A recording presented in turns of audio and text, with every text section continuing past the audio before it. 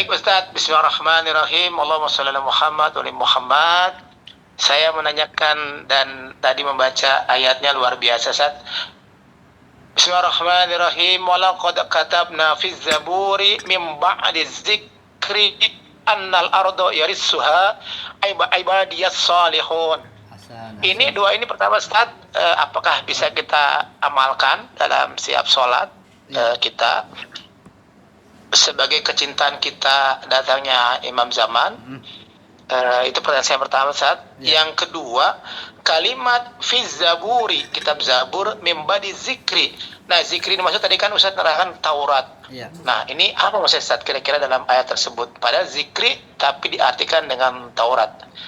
Itu Ustaz. Syukran Ustaz. Makasih banyak. Allahumma sholli Muhammad wa ali Muhammad. Fadhil Ustaz. Iya. Terima kasih atas perhatian antum, juga soal dari antum. Terima kasih banyak dan kita berharap insyaallah semuanya semangat dengan bantuan antum. Amin, amin insyaallah. Amin, amin, amin. Iya.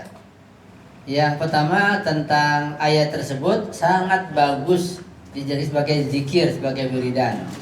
Pegang tasbih misalnya atau tanpa tasbih. Jadi baca terus, jangan bosan. Di mobil, di dapur, sedang masak, di perjalanan, di mana saja. Ya, dibaca insyaallah.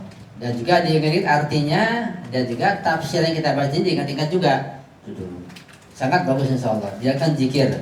Amin. Dan juga bisa juga pahalanya buat ayah, buat ibu, buat Imam Maksum, buat Rasulullah, bisa. Bahkan sangat bagus. Zikir yang bagus dari Al-Quran juga pahalanya sangat besar, sangat tinggi. Buat orang yang kita cintai, kita hadiahkan pahala di alam berjasana insyaallah. Jadi bagus soal antum itu sangat tepat antum jadi sebagai zikir sambil memahami maknanya dan juga tafsir serta maksudnya insyaallah. Yang kedua, zikir dikatakan Al-Taurat itulah keistimewaan Al-Quran. Kita nggak paham. Misal kata as-sholah. As-sholah apa artinya?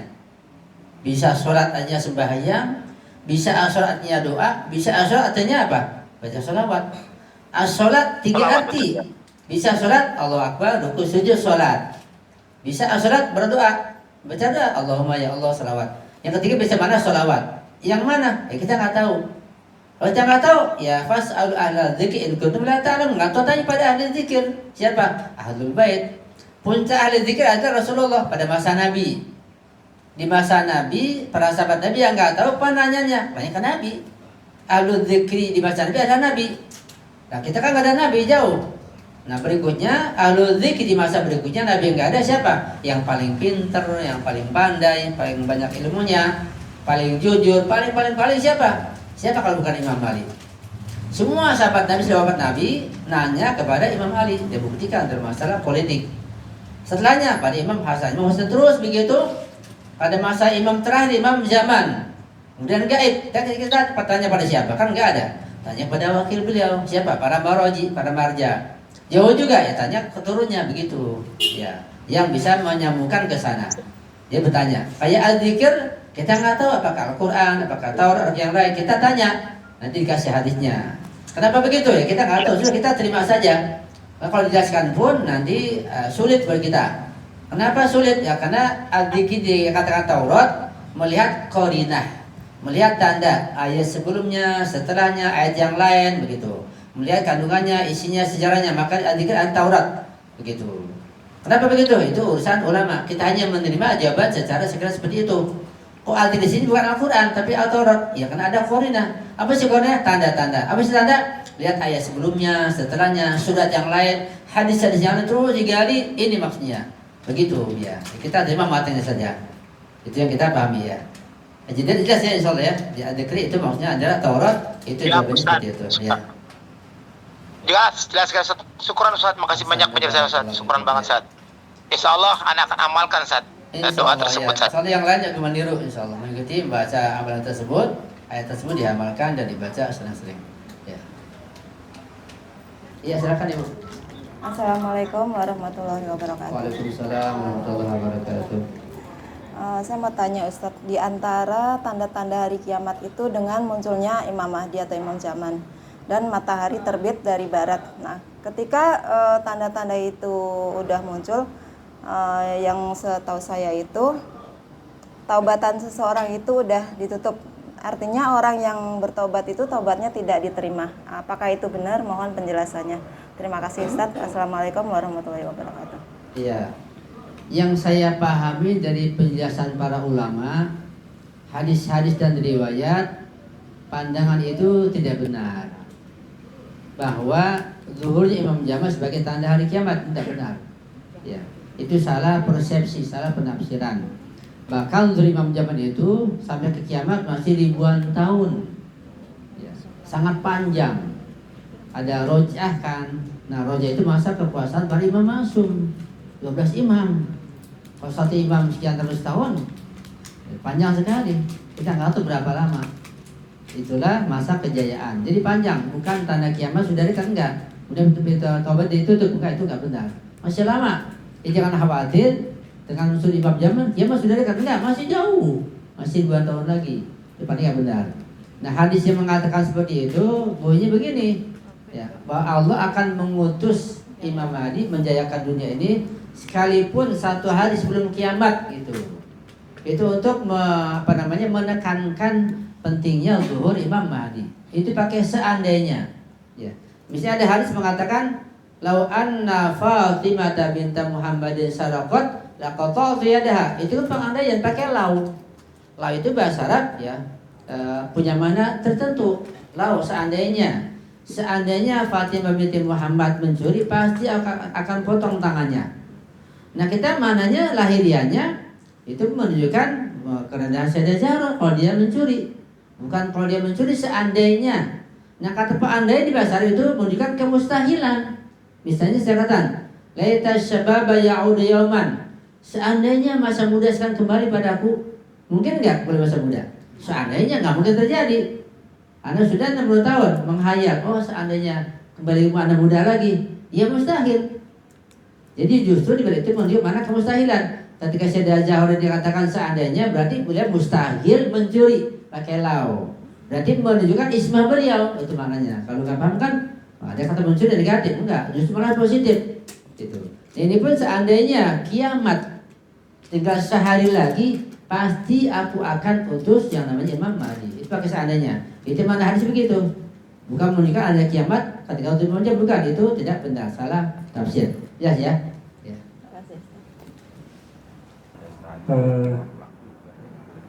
Kenapa begitu banyak tafsir ya tadi, yang ada tafsir beberapa ulama gitu, dan akhirnya banyak juga yang istilahnya batal gitu, karena ada tafsir yang lebih rasional lagi gitu. Itu karena apa ya? Karena keterbatasan pengetahuannya juga, atau ada unsur-unsur lain gitu, atau apa? Saya ini jadi ingat, saya tuh zaman R11 itu dulu, waktu masih ingat ngaji dulu tuh. Jadi banyak sekali tafsiran-tafsiran yang semaunya gitu, apa sih, agak liberal gitu ya, agak liar gitu tafsiran. Termasuk masalah ayat surat Al-Anbiya ayat 105 ini. Ya itu mungkin tafsiran mereka itu anggapnya ya inilah kita orang gitu, mungkin tafsiran ya apa secara sepihak gitu ya. Jadi mungkin apa nih alasan begitu banyak tafsir, apakah mereka emang pengetahuan sebatas itu atau ada unsur-unsur lain? Iya. Jadi terjadinya ikhtilaf itu dalam Islam, dalam semua cabang pengetahuan ada ikhtilaf, ada beda pendapat. Dalam semua cabang pengetahuan. Sampai dalam bahasa nahwu sharaf ada ikhtilaf. Dalam tafsir ada ikhtilaf. Dalam fikih apalagi banyak. Dalam akidah ada ikhtilaf. Ya, semuanya ada ikhtilaf.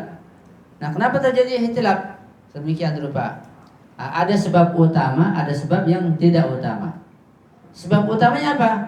Nah, sebab utama, sebab pokok, sumber sebab karena tidak mengikuti ilmu orang-orang yang memegang wilayah, mendapat warisan dari Rasulullah.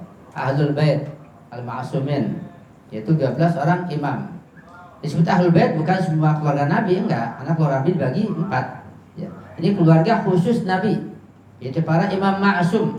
Itu 12 orang imam. Nah, ketika mengambil ilmu penafsiran tidak dari sumber ini akan dari perbedaan.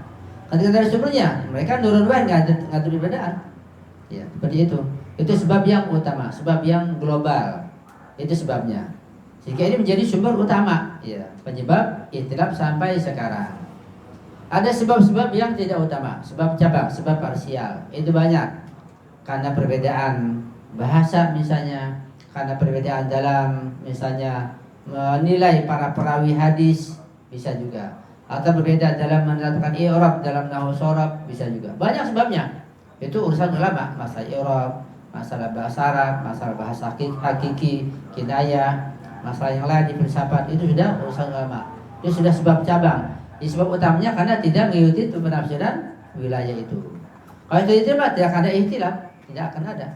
Pada masa Nabi Islam satu, masa Nabi jelas. Dan ketika ada ikhtilaf, datang pada Nabi. Yang dirujuk Nabi, selesai ikhtilaf, nggak ada lagi. Nabi masih ada.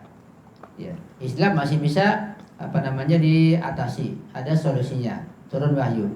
Tapi setelah Nabi tiada, anda timbul sampai sekarang, ikhtilaf makin banyak, sulit diatasi. Nanti mengerucut sampai kepada masa Imam Zaman, nah baru akan diselesaikan semuanya. Sehingga di masa nanti itu ulama tidak lagi berperang, bahkan mustahid tidak ada, marja tidak ada, yang ada Imam Zaman. Ya, mereka yang alim, yang jujur, yang marja menjadi wakil Imam Zaman dalam pengertian menyampaikan pesan nasihat waktu Imam Zaman, bukan beristihad gitu. Nanti istihad udah kata lagi, ditutup semuanya pada masa Imam Zaman, insya Allah. Ya, itu sebabnya banyak, itu diantaranya seperti itu. Jelas ya? Ya. Allahumma salli ala Muhammad wa ali Muhammad wa ajil farajah.